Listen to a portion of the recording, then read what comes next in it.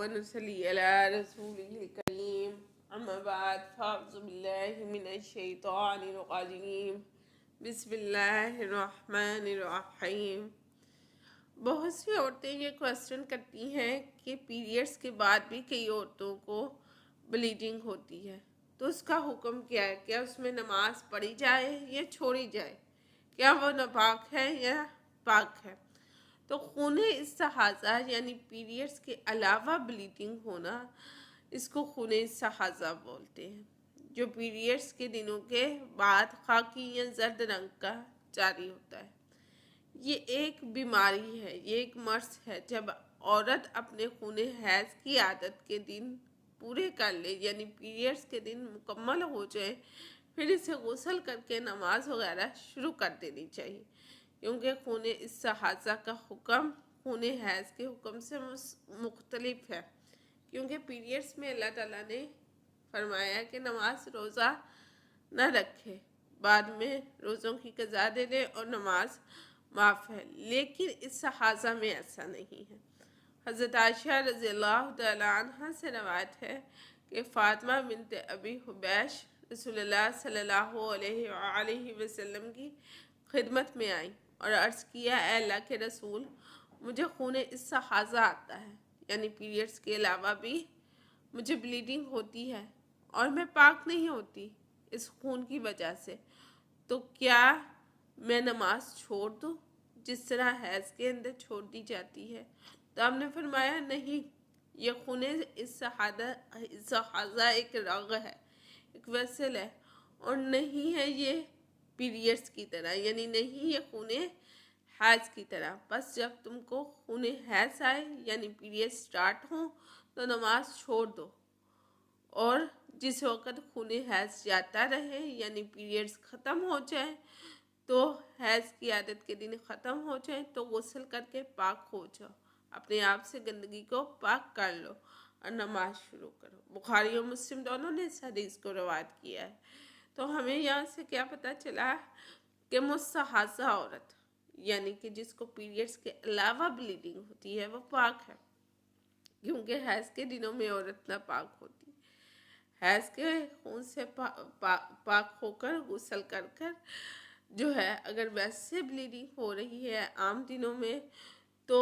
وضو کر کے نماز پڑھے۔ یہ بات ضروری ہے کہ ہر نماز کے لیے مستحاضہ عورت کو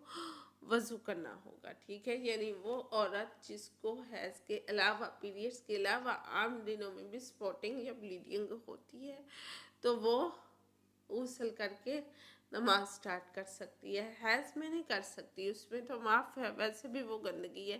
لیکن عام دنوں میں اگر کسی کو بلیڈنگ ہے، ٹھیک ہے، اور سپوٹنگ کی صورت میں یا ویسے، تو وہ غسل کر کے حیض کے دنوں سے فارغ ہو کر نماز روزہ سٹارٹ کرے گی اپنا، لیکن ہر نماز کے لیے وضو تازہ کرے گی، کیونکہ عام لوگوں کے لیے یہ گنجائش ہے کہ اگر انہوں نے ایک وضو کیا ہے اور ان کا وضو برقرار ہے تو اس وضو کے ساتھ وہ دوسری نماز پڑھ سکتی ہے، لیکن جو مستحاضہ عورت ہے اس کے لیے یہ ہے کہ وہ ہر نماز کے لیے نیا وضو کرے گی۔ رسول اللہ صلی اللہ علیہ وآلہ وسلم نے صحیح بخاری کی حدیث ہے، ام حبیبہ بنت، ایک مستحاضہ عورت تھی، ٹھیک ہے؟ ام حبیبہ بنت جہش ایک مستحاضہ عورت تھی جنہیں بلیڈنگ ہوتی تھی پیریڈز کے علاوہ، تو آپ نے فرمایا توسنی لکل صلاۃ، یعنی ہر نماز کے لیے وضو کیا کرو۔